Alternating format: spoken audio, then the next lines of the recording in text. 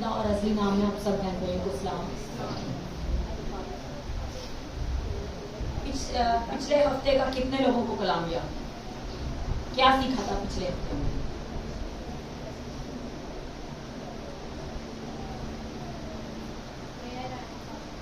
Prayer and fasting. ठीक है, पिछले हफ्ते हमने दुआ और रोजा के ताल्लुक से सीखा था। पिछले दिनों खुदावंद ने मुझे फजल बख्शा कि मैं रोजा रख के खुदावंद के नाम को जलाल दे सकूं। 3 दिन प्रेयर फास्टिंग में जब मैंने गुजारे तो खुदावंद ने मुझे अगले मंथ्स के लिए जो है वो अपने प्लान्स दिए। ये मंथ जो है, ये मंथ और नेक्स्ट मंथ खुदावंद ने कहा कि ये हमारी रिकवरी का साल है। मतलब जो कुछ भी दुश्मन ने हमसे छीना था, चाहे वो हमारी ब्लेसिंग हो, चाहे वो हमारे घराने की खुशी हो, चाहे वो हमारे घराने में से इत्मीनान हो, तसल्ली हो, कुछ भी हो जिसे दुश्मन ने चुरा लिया था, खुदावंद वो हमें इन 2 महीनों में उसे वापस करेगा। और खुदावंद अपनी कुदरत को और अपने जलाल को हमारी जिंदगी में दिखाएगा, जाहिर करेगा। और इसके लिए हमें कुछ करना पड़ेगा। ऐसे तो कभी भी नहीं ना होता कि हम कलाम को सुने और उस पर अमल भी ना करें और वो हमारी जिंदगी में हो जाए। ठीक है, जब हम खुदावंद के कलाम को सुनते हैं तो कलाम बहाली को लेकर आता है। कलाम जो है वो आग को लेकर आता है, बंधन और जुओं को तोड़ता है। और खुदावंद अपने आसमान को खोल के अपनी कुदरत को भेजता है और बंधन और जुओं को तोड़ता है, क्योंकि खुदावंद का कलाम कभी बेतासीर नहीं होता। वो बंद और गुदे को चीर कर गुजर जाता है और जो कुछ भी खुदावंद के दिल के ख्यालात इरादे हैं उनको अंजाम देता है। ठीक है, तो आज हम पिछले हफ्ते जब हमने सीखा था कि दुआ और रोजा के बारे में, आज हम दुआ, रोजा और गैर ज़बानों में दुआ करने के बारे में सीखेंगे। और इसी तरह से इनमें हम जब खुदावंद की हुजूरी में बढ़ेंगे तो खुदावंद हमारे लिए बंद रास्तों को खोलेगा, बंद आसमान को खोलेगा और खुदावंद हमारी जिंदगी में बड़े बड़े कामों को करेगा। हालेलुया। आए हम सब खुदावंद के कलाम में से याकूब का खत,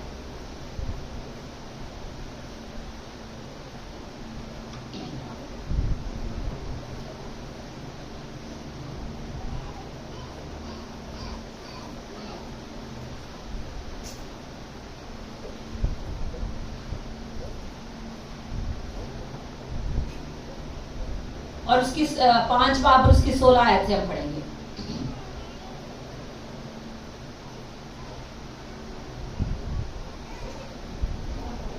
इसमें लिखा है, बस तुम आपस में एक दूसरे से अपने अपने गुनाहों का इकरार करो और एक दूसरे के लिए दुआ करो ताकि शिफा पाओ। ये जो पहला हिस्सा है ये हमने पढ़ा, लेकिन हमारी जो असल जो इस आज का जो मैसेज है वो इसका अगला हिस्सा है। रास्तबाज की दुआ के असर से बहुत कुछ हो सकता है। खुदावंद के कलाम ने हमने क्या पढ़ा है? रास्तबाज की दुआ के असर से बहुत कुछ हो सकता है।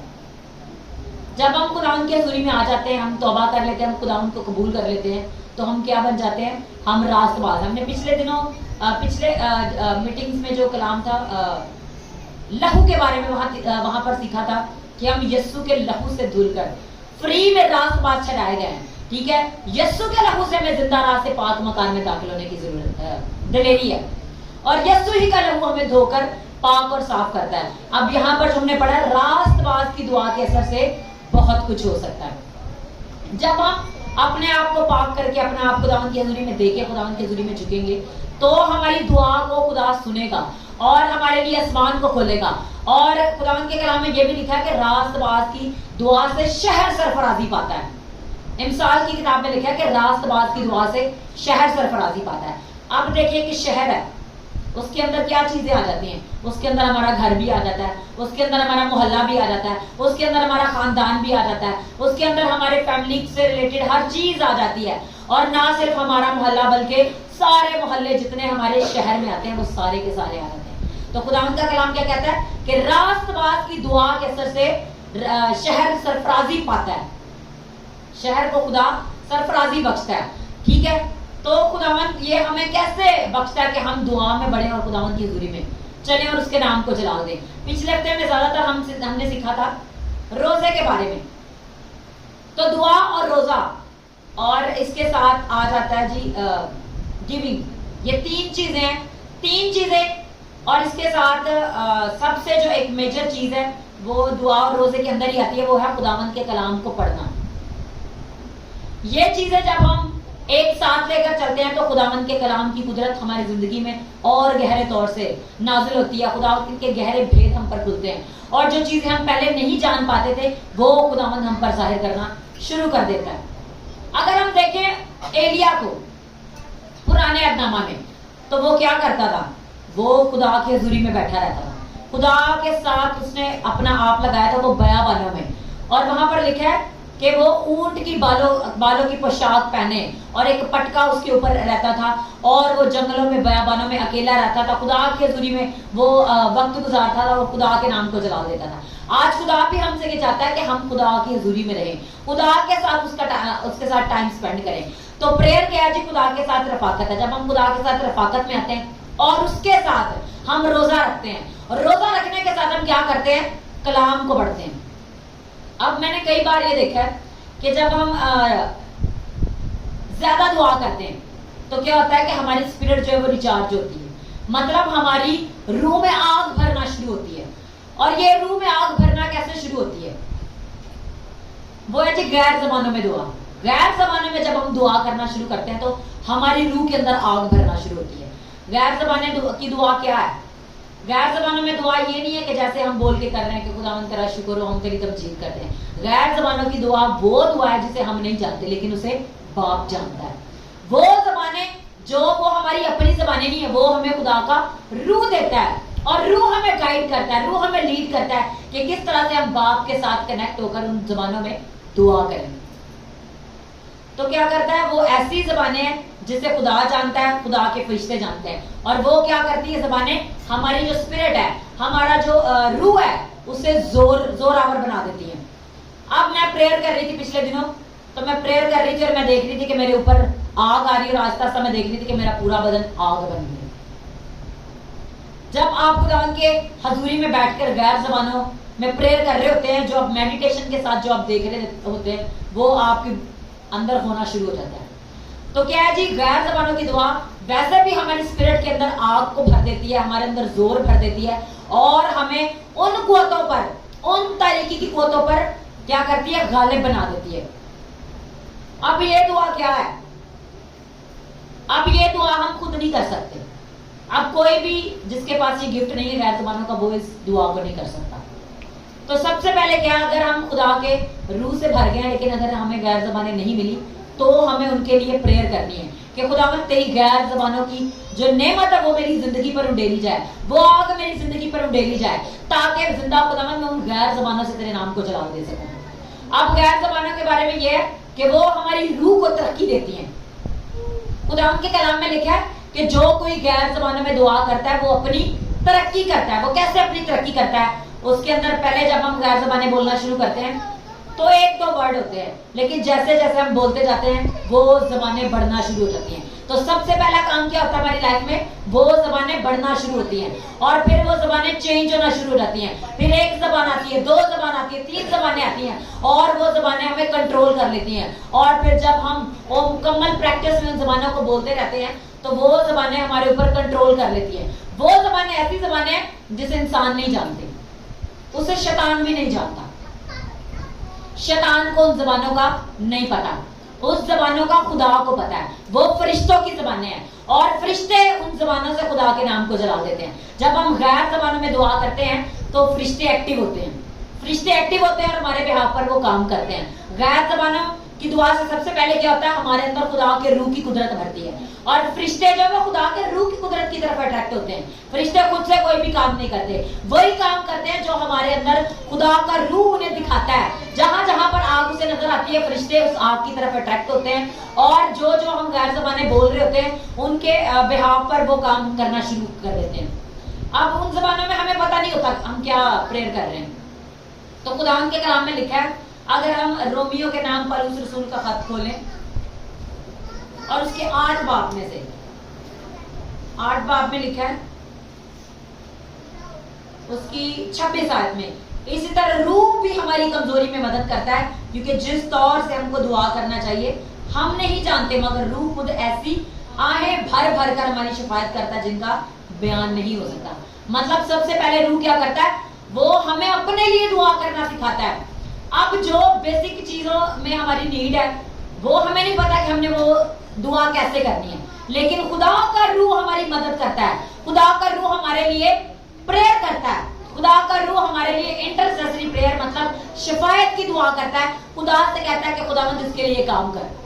मतलब कोई हमारी जिंदगी में काम नहीं हो रहा तो खुदा का रूह हमारे लिए आहें भर भर कर दुआ कर रहा होता है कि खुदा तू इनकी जिंदगी में ये काम कर। तो सबसे पहले खुदा का रूह क्या करता है, हमारे अंदर शिफायत को लेकर आता है, मतलब शिफायत हमारे बिहाफ पर हमारे ही अंदर से कराता है। मतलब हम अपने बिहाफ पर प्रेयर करना शुरू कर देते हैं। वो प्रेयर हमें भी नहीं पता होती, हमें तो जो हम चीजें नजर आ रही होती हैं हम उन्हीं के लिए प्रेयर कर रहे होते हैं। लेकिन गैर जबानों में जब हम दुआ करते हैं तो क्या होता है कि जो रूह को पता है कि यहाँ यहाँ इस चीज की जरूरत है, वो दुआ ऑटोमेटिकली हमारे अंदर से होना शुरू हो जाती है।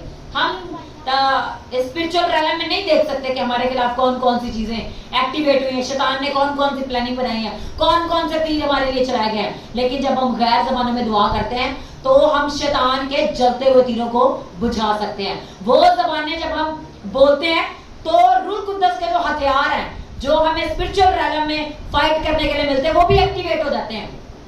और जब वो एक्टिवेट हो जाते हैं उन जबानों को बोलने से हम क्या करते हैं, अब देखिए जब आप कह लें कि किसी बच्चे को देख लें, अगर वो 10th क्लास में है, अगर उसने साइंस रखी है तो उसके साइंस सब्जेक्ट होंगे, और अगर उसने आर्ट्स रखी है तो उसके आर्ट्स के सब्जेक्ट होंगे। इसी तरह से गैर जबानें क्या है, खुदा के उस रूह का सिलेबस है। मतलब कहते हैं ना कि ये निसाब है इस क्लास का, 10वीं क्लास का ये कोर्स है। उसी तरह से खुदा के नाम को जलाल देने के लिए, खुदा के रूह के साथ कनेक्ट होने के लिए एक कोर्स है। उस कोर्स का हिस्सा जो है वो गैर ज़बानें हैं। वो गैर ज़बानें क्या करती है, मतलब हम उस कोर्स को पढ़ना शुरू करते हैं। मतलब एक 10th क्लास का बच्चा है, उसने जब 10वीं को पास करना है तो वो सारी 10वीं क्लास की जो किताबें हैं वो उसे पढ़ेगा, उसे याद करेगा। तो गैर ज़बानें ऑटोमेटिकली हमें उस कोर्स में एंटर कर देती हैं। हम ऑटोमेटिकली खुदा के रूह के साथ कनेक्ट होकर उन तारीकी की कुव्वतों से मुकाबला करना शुरू कर देते हैं। हम तारीकी की कुव्वतों के ऊपर फतह पाना शुरू कर देते हैं। हम अपने घराने के लिए शिफायत करना शुरू कर देते हैं। हम अपने माँ बाप के लिए, बहन भाइयों के लिए, हम अपने घराने के फाइनेंसिस के लिए, हर चीज के लिए क्या करना शुरू कर देते हैं, प्रेयर करना शुरू कर देते हैं। लेकिन वो प्रेयर हमें पता नहीं होती, लेकिन हम ऑटोमेटिकली वो प्रेयर कर रहे होते हैं। ये सिर्फ एक प्रेयर नहीं है, ये कह लें कि खुदा के साथ एक ऐसा कनेक्शन है जो खुदा के रूह के साथ आपको जोड़ देता है। और मैंने बड़े खादमीन से सुना कि बड़े बड़े खादमीन हैं, उनके बारे में कहा जाता है कि वो जब सुबह उठते थे अपना बेड के ऊपर से पैर नीचे उतारते थे और रात को जब बेड के ऊपर सोने के लिए जाते थे, जब आंखें बंद हो जाती थी तब तक वो गैर ज़बानें बोलते रहते। उनके अंदर से गैर ज़बानें ही निकलती रहती थी। वो क्या था, उनकी रूह का, उनकी जिंदगी का एक हिस्सा थी। इतना वो खाना भी नहीं खाते होंगे, इतना वो किसी और से भी बात नहीं करते होंगे, इतना वो किसी और के साथ इंटरेक्शन नहीं करते जितना वो गैर ज़बानों में खुदा के साथ बातें करते थे, खुदा के रूह के साथ कम्युनिकेट करते थे। तो ऐसा करने से क्या होता था, उनकी स्पिरिट खुदा के रूह के साथ जुड़ी रहती थी। और खुदा के रूह के साथ उनकी जब रूह जुड़ी रहती थी, वो चलते फिरते खुदा से बातें कर रहे थे। और खुदा का रूह उन्हें हर शख्स के बारे में बता रहे थे, इसकी ये प्रॉब्लम है, इसके लिए ये इसको डिलीवरेंस चाहिए, इस बंदे के लिए ये कमी है, इस बंदे के अंदर इस कमी को निकालने के लिए इस तरह से इसको सिखाना है। मतलब वो लोगों के लिए प्रेयर करते थे। और बाज लोगों के बारे में कहा जाता है उनके ऊपर आग का सतून लोगों को नजर आता था, वो ऐसे खुदा के रूह की कुदरत से भरे हुए थे। तो गैर ज़बानें क्या जी, ये ऐसी ज़बानें हैं जो हमें तैयार कर देती हैं एक बड़ी जंग के लिए, एक बड़े मुकाबला के लिए, ताकि दुश्मन हम पर गलबा ना पाए, हम दुश्मन को कुचल सकें, हम उसकी ताकतों पर गलबा पाकर उसे शिकस्त दे सकें। तो गैर ज़बानें एक ऐसा हथियार है, गैर ज़बानें की ये एक हथियार भी है जिसे हम चलाकर हम दुश्मन पर गलबा पाते हैं। ठीक है। और ये क्या करता है, हमारे अंदर खुदा के रूह की कुदरत को बढ़ाती है। मतलब अगर देखिए हम जब तौबा करते हैं, रूह कुद्दस का बपतिस्मा हमें मिलता है तो हमारे ऊपर खुदा का जलाल आ जाता है।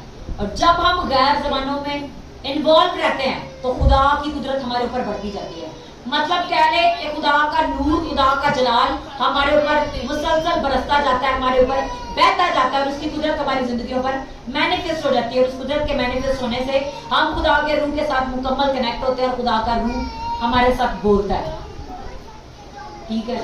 और ये ऐसी ज़बानें नहीं है जिसे हम सीख सकते हैं। कुछ लोग मैंने आपको पहले भी बताया था, एक जमायत है, एक बिद्दत कह लें, जमायत तो ये मुझे कहते हैं बिद्दत है, रसूली कलीसिया, वो लोगों को खुद सिखा देते हैं ये आपकी जी गैर ज़बानें आपने के बोलनी है, वो गैर ज़बानें नहीं है।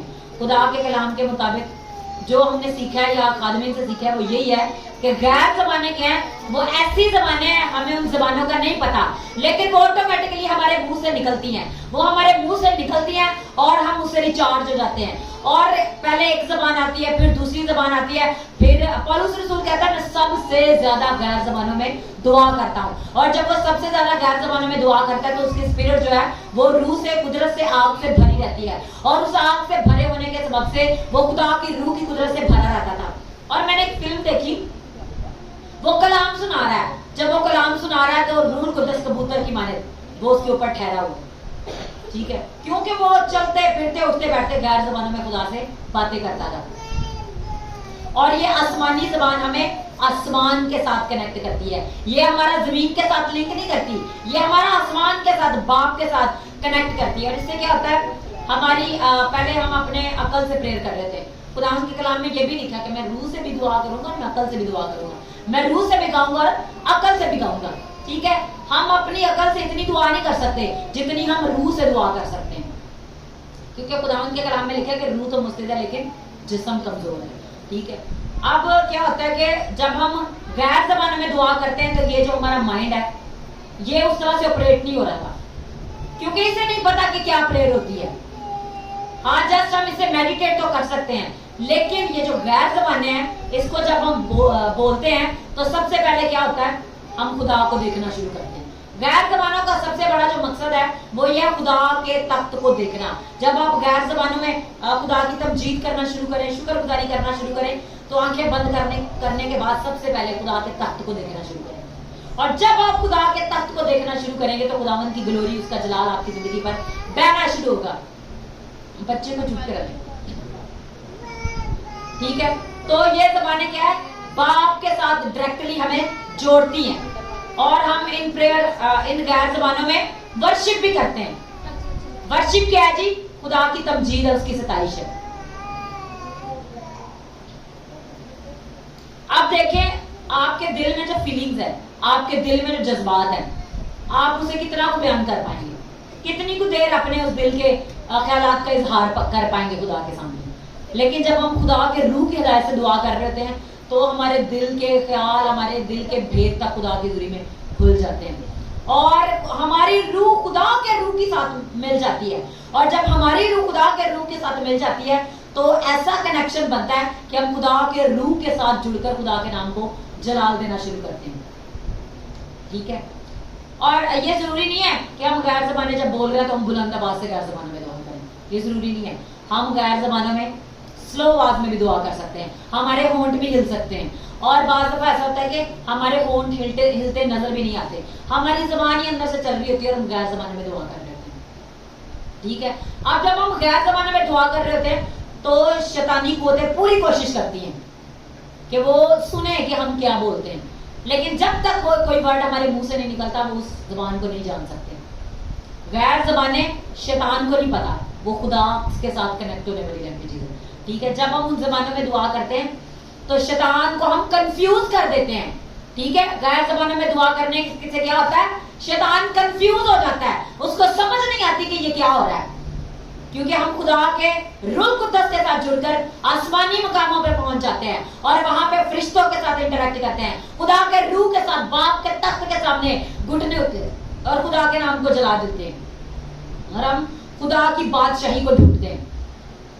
अब देखिए हमारा जमीन पर आने का जो मकसद है वो क्या है, ताकि इसके बाद हम एक दिन आसमान पर जाएं, इस बादशाही में जाएं। तो ये गैर ज़बानें क्या करती हैं, हमें खुदा की बादशाही के लायक बनाती हैं। क्यों बनाती है, क्योंकि वो हमारे अंदर जितना भी गुनाह है, गंदगी है, वो गैर ज़बानों से बोलकर हम उन चीजों पर गालिब आ जाते हैं जिन पर हम अपनी कोशिश से गालिब नहीं आ पा रहे। तो गैर ज़बानें हमारी स्पिरिट को एक्टिव करती हैं। जब हमारी स्पिरिट एक्टिव होती है, रूह कुद्दस हमारे अंदर काम करता है, ऑटोमेटिकली गलबा का रूह हमारे अंदर आ जाता है, ठीक है। और हम यीशु मसीह के नाम में इस ज़बानों को कहीं भी, किसी भी वक्त, रात को, दिन को, हर पल, हर लम्हा हम इन ज़बानों को बोल सकते हैं और खुदा के नाम को जलाल दे सकते हैं। अब इन ज़बानों को बोलने से ना बहुत से काम होते हैं। जो लोग बीमार होते हैं जब वो गैर जबानों में ज्यादा दुआ करना शुरू करते हैं तो उनकी रूह जब एक्टिव होती है तो उनके बदन के अंदर हीलिंग होना शुरू होती है।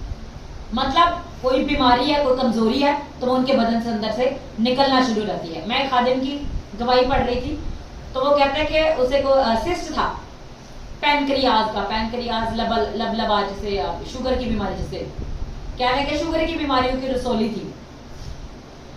तो क्या हुआ, उसने गैर जबानों में दुआ करना शुरू की। वो उसने मुसलसल जब इन गैर जबानों में दुआ करना शुरू की तो उस रसोली का साइज कम होना शुरू किया। जब उसने अपना टेस्ट करवाया, उसने रिपोर्ट देखी अपना स्कैनिंग के बाद, तो क्या हुआ, वो रसोली कम हो चुकी थी। और फिर जब उसने गैर जबानों में दुआ को बढ़ाया तो वो गायब हो चुकी थी। तो क्या करती, गैर जबानें हमारे बदन के अंदर हीलिंग, शिफा का काम करती है।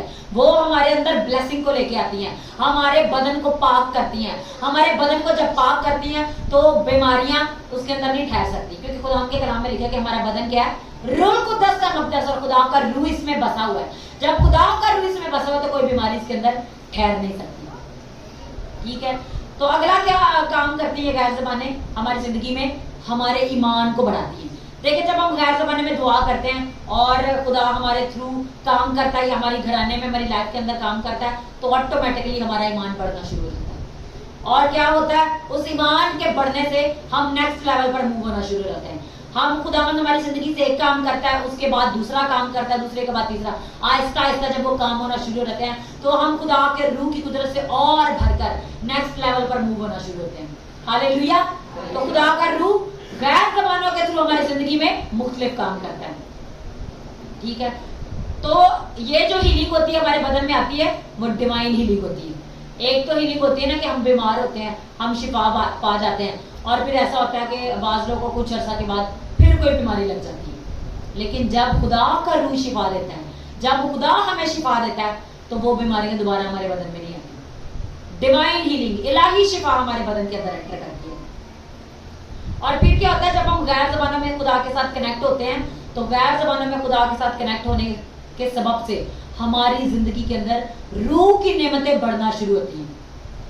रूह की नेमतें जब बढ़ना शुरू होती हैं तो हमारे ये जो गिफ्ट जब ऑपरेट होते हैं, दुआ का, नबूवत का, हीलिंग का, प्रोफेसी का, ये सारे गिफ्ट जब हमारे अंदर ऑपरेट होते हैं तो हम खुदा के रूह की कुदरत से खुदावंद हमें अपने जलाल के लिए इस्तेमाल करता है। मतलब जब गिफ्ट आते हैं तो खुदावंद का जलाल हम पर बढ़ता है, और जब ये जलाल हम पर बढ़ता है तो खुदावंद के फरिश्तों की तादाद हमारी जिंदगी में बढ़ती है, और जब उन फरिश्तों की तादाद हमारी जिंदगी में बढ़ती है तो वो नए नए काम होना शुरू हो जाते हैं। अब देखें, अब जो शिफा का काम करते हैं वो हीलिंग एंजल्स हैं, और खुदावंद उन फरिश्तों की तादाद हमारी जिंदगी में बढ़ा देता है। जब हम कमांड करते हैं तो वो फरिश्ते हमारे बिहाफ पर जाके काम करते हैं। ठीक है, इसी तरह से और दूसरे फरिश्ते हैं, जो जो गिफ्ट हमारे अंदर ऑपरेट हो रहा होता है उतनी ही तादाद में खुदावंद के फरिश्ते हमारी जिंदगी में एक्टिवेट होते हैं। अब ये जो फरिश्ते हैं ये कोई हमारे नौकर नहीं है, ये खुदा के नौकर हैं, खुदा की रूहें हैं। ठीक है, ये जब इनको खुदा का रूह, खुदा हमारे अंदर नजर आता है, तब ये हमारी जिंदगी में एक्टिव होते हैं। अब कोई भी नहीं कह सकता कि चलो फरिश्तों जी मेरे बिहाफ पे काम करो, ऐसे नहीं होता। जब खुदा का रूह उनको हमारे अंदर आता है और खुदा के रूह की हदायत से खुदा के काम हमारी जिंदगी में उनको नजर आता है, तो वो हमारी जिंदगी में काम करना शुरू कर देते हैं। अब मैं आपको एक गवाही भी सुनाती हूँ। मैंने खुदा के खादिम से सुना कि जहां जहां पर हम जाते हैं, जो फरिश्ते हमारे साथ होते हैं वो वहां वहां पर हमारे साथ जाते हैं। लेकिन बाज़ दफा ऐसा होता है कि खादिम ने बताया कि एक शख्स था, वो एक गलत जगह पर चला गया, कह लें कि किसी दरबार, किसी किले, मंदिर शंकर में। तो फरिश्तों ने कहा कि यहाँ तक तो हम तेरे साथ आएंगे, जब तू आगे गलत जगह पे जा रहा है तो हम तेरे साथ नहीं जाएंगे। मतलब जो फरिश्ते हमारे साथ साथ होते हैं वो हमारे साथ चलते हैं। अब फाइटर एंजल, डिफेंडर एंजल्स, मतलब हमारे बिहाफ पर जो लड़ते हैं, हमें जो प्रोटेक्ट करते हैं। बार दफा ऐसा होता है कि सड़क पे आपका एक्सीडेंट होने वाला होता है, लेकिन उसी टाइम पे आपकी कोई बाजू खींच के आपको बचा लेता है और आप कहते पता नहीं लगा झटके से मुझे क्या हो रहा है, मैं बच गई। और बार दफा ऐसा होता है कि किसी के एक्सीडेंट भी हो जाता है लेकिन उसे कोई खरोच तक नहीं आती। तो खुदा के फरिश्ते उस वक्त एक्टिव होते हैं और वो उनकी मुहाफजत करते हैं। तो लेकिन जब वो लोग जो गलत राहों पर चले जाते हैं, फिर वो फरिश्ते उनके साथ नहीं होते। वो फरिश्ते वहां तक ही उनके साथ होते हैं जब तक उनके अंदर उनको खुदा का रूह नजर आता है, पाकीज़गी नजर आती है। अब देखिए, अगर हमारे अंदर पाकीज़गी होगी तो खुदा का रूह हमारे अंदर काम करेगा। लेकिन अगर हमारे अंदर पाकीज़गी नहीं होगी तो खुदा का रूह हमारे अंदर काम नहीं करेगा। ठीक है, अब आता है, बारी आती है, हम खुदा के रूह से भर गए हैं, गैर ज़बानों में अपने अपनी स्पिरिट को रिचार्ज कर लिया है। अब खुदा के रूह की आग से हम भर भी गए हैं, खुदा की आग हमारे अंदर भर भी गई है। लेकिन क्या होता है, हम जस्ट गैर ज़बाने प्रेयर से ही भर के हम एक परफेक्ट बैलेंस लाइफ नहीं चल सकते। उसके साथ हमें एक और चीज़ की जरूरत होती है, और वो बहुत इंपॉर्टेंट चीज़ है, वो है खुदा के कलाम को पढ़ना। अब बहुत से लोग हैं वो कलाम को नहीं पढ़ते, वो 16 दिन गैर ज़बानों में दुआ करेंगे, प्रेयर करेंगे, उनकी स्पिरिट तो एक्टिव होगी, काम भी होंगे, लेकिन क्या होगा, उसके अंदर गुस्से के जज्बात उनके अंदर भर जाएंगे। क्यों? क्योंकि जब हम खुदा के रूह की आग से भरते हैं तो हमारी जो बॉडी है, हमारे जो जज्बात है वो हीटअप हो जाते हैं, हमारे जो बॉडी पार्ट्स है वो हीटअप हो जाते हैं। अब मैं आपको एक गवाही बताती हूँ। मैं ऑफिस में जब जाती थी तो जब मैं वापस आ रही थी तो मैं गैर ज़बाने में दुआ कर रही थी, और जैसे मैं जोर से गैर ज़बाने में दुआ कर रही होती थी तो मेरे अंदर ऐसे जैसे गरमाइश और हीट फील होना शुरू होती है। और फिर जैसे मैंने रिक्शे तक आना होता था, वहां तक आते आते मेरी स्पीड भी तेज होती थी, गैर ज़बाने में तेज होना शुरू हो जाती है। मतलब गैर ज़बानों में जब आप प्रेयर कर रहे होते हैं तो आपकी बॉडी भी हीट हो जाती है, आपकी सोल भी हीट हो जाती है। मतलब हम आग से भरते हैं, और जब हम आग से भरते हैं तो क्या होता है, काम तो खुदा के होते हैं, लेकिन खुदा का रूह कहता है कि हमें अकल से भी चलना और रूह से भी चलना है। बाज़ दफा होता है कि जब हमारे अंदर आग भरी होती है तो हमें उसे थोड़ा नॉर्मल करने की भी जरूरत होती है। मैंने खुदा उनके खादिम से सीखा, वो कहते हैं कि हमारी जो प्रेयर लाइफ है वो गाड़ी के एक इंजन की तरह है। गाड़ी का इंजन जब हीट हो जाता है, फुल हीट हो जाता है, तो फिर क्या होता है कि ओवर हीट होने की वजह से वो इंजन सीज हो जाता है, मतलब बंद हो जाता है। तो जब वहां पे इंडिकेटर लगा होता है, इशारा लगा होता है ड्राइवर की सीट के आगे, तो वो उसे बताता है कि गाड़ी जो है ओवर हीट हो गई है। अब अगर इसको थोड़ा नॉर्मल ना किया गया तो गाड़ी सीज हो जाएगी, इसका इंजन सीज हो जाएगा। तो उसके लिए क्या करना पड़ता है, नॉर्मल पानी लेकर उसके ऊपर डालना पड़ता है, और ना जो उसका वो होता है टरबाइन, जहाँ पे वो पानी डाला होता है, वो जब हीटअप हो जाता है तो उसको हम एकदम खोल नहीं सकते। अगर हम उसको एकदम खोलते हैं तो वो खोलता हुआ पानी हमारे ऊपर भी आ सकता है। तो क्या करना पड़ता है, नॉर्मल पानी को लेकर उसके ऊपर डालना पड़ता है ताकि वो थोड़ा नॉर्मल हो जाए, एक बैलेंस वे में हम चलें। तो मैं जब ड्राइविंग सीख रही थी तो वहां पर ये मुझे चीजें बताई गई कि जो नॉर्मल पानी होता है ना, जो रूम टेम्परेचर पर पड़ा होता है, वो पानी लेकर हमें उसे उसके ऊपर डालना होता है। अगर हम उसके ऊपर एकदम ठंडा पानी भी डाल देंगे तो क्या होगा, वो भी सीज हो जाएगा। इसी तरह से हमारी प्रेयर लाइफ है। जब हम प्रेयर करते रहते हैं, बाज लोग होते हैं वो घंटों घंटे प्रेयर करते हैं, उनकी स्पिरिट तो हीटअप हो जाती है, लेकिन खुदा का कलाम उनके अंदर नहीं होता। फिर उसकी जो स्पिरिट हीटअप हुई होती है वो उनकी सेंसेस कलाम के मुताबिक नहीं ऑपरेट हो रही होती। अब इसकी मैं आपको एग्जांपल दूंगी। एक बंदे के बारे में हमें खुदा के खादिम ने बताया कि वो बड़ी गैर ज़बानों में दुआ करता था। जब उसने कमरे में चले जाना, उसने बहुत टाइम प्रेयर करनी, उसने लंबा टाइम प्रेयर करते जाना, और जब उसने कमरे से बाहर निकलना और उसने बाहर निकल के अपने बेटे बेटियों को गालियां निकालना शुरू कर दी। मतलब उसके अंदर कलाम नहीं था। क्या नहीं था उसके अंदर? कलाम नहीं था। खुदावंद का कलाम क्या करता है, हमें सिखाता है, हमें बोलना सिखाता है, हमें गाइड करता है, हमें लीड करता है। अब देखें, शैतान का मुकाबला यीशु ने कलाम से किया था। अब दुश्मन जब उसको पता होता है इसकी स्पिरिट जो हीटअप हो गई है वो हमारा मुकाबला करने आएगा, तो वो कलाम से हमारा मुकाबला करता है, वो कलाम को हमारे अंदर डालेगा। लेकिन उस कलाम का अगर नॉलेज हमें नहीं होगा तो वो हम पर गालिब आ जाएंगे। और फिर क्या होता है, वो लोग देते हैं एनी दुआ करता है तो काम में दे जगह कोई नहीं। ठीक है, हम रूह से भी चलेंगे और अक्ल से भी चलेंगे। तो हमें क्या करना है, जब हम ज्यादा दुआ करते हैं तो हमने इस कलाम को भी अपनी जिंदगी का ज्यादा हिस्सा बनाना है। मतलब 2 घंटे 3 घंटे 4 घंटे अगर आप प्रेयर कर लेते हैं तो उसमें कम से कम 1 घंटा आपने कलाम भी पढ़ना है, क्योंकि कलाम जो है वो हमारी जिंदगी को बैलेंस कर देता है। ठीक है, उस आग को बैलेंस कर देता है। मतलब एक हमारी जो प्रेयर लाइफ आग से अगर वो यहाँ चल रही है तो कलाम अगर इतना है तो फिर तो बहुत ज्यादा गैप आ गया। तो क्या होता है, इसको हमें थोड़ा सा ऊपर लेके आना था, इसको नीचे, ताकि ये बैलेंस हो। ठीक है, तो कलाम क्या करता है, हमारी जिंदगी में बैलेंस को लेकर आता है। हमने प्रेयर भी करनी है और खुदा के कलाम को भी पढ़ना है। बाज लोगों को ये नॉलेज नहीं होता, वो दुआ ही करते रहते, दुआ ही करते रहते। उनसे पूछा कलाम कितना पढ़ते हैं, नहीं जी एक दो आयत पढ़ लेता हूँ, और नहीं जी इन्नी कोई मैंने समझ आती थी मैं इन्ना भी पढ़ लेता। लेकिन खुदावंद का कलाम कहता है कि जितना दाऊद नबी कहता है कि मैंने तेरे कलाम को अपनी रोजमर्रा की खुराक से ज्यादा नोश किया। अब दिन में लोग कितनी टाइम खाना खाते हैं? 3 टाइम। पहले लोग 2 टाइम खाते थे, ठीक है। तो अगर हम 3 टाइम खाना खा रहे हैं तो कलाम को हम कितने टाइम पढ़ रहे हैं? तो वो कहता है मैं तेरे कलाम को अपनी इस खुराक से ज्यादा नोश करूंगा, मतलब खाऊंगा। अब अगर हम हिजकियेल की किताब में देखें तो वहां पर फरिश्ता ने से कलाम लिखा हुआ तू मार दिया और उसने कहा कि ये ले इसे खा ले, ये तेरे मुंह में तो मीठा होगा लेकिन तेरे पेट में जाके कड़वा हो जाए। मतलब कलाम हमारे अंदर जाता है, कड़वा तो होता है लेकिन वो कड़वाहट क्या करती है? हमारा इलाज करती है। आप देखिए कुछ लोगों को जैसे ब्लड में कोई इश्यू हो जाता है तो उनको कड़वी दवाइयां दी जाती हैं। बॉडी में क्या है कि पिंपल्स वगैरह निकलना शुरू हो जाते हैं तो उनको कड़वी दवाइयां दी जाती हैं कि ये कड़वी दवाइयां जब खाएंगे तो वो ठीक होंगे। तो बेशक वो कलाम हमारे मुंह में मीठा और पेट में कड़वा होता है लेकिन वो हमें हील करता है।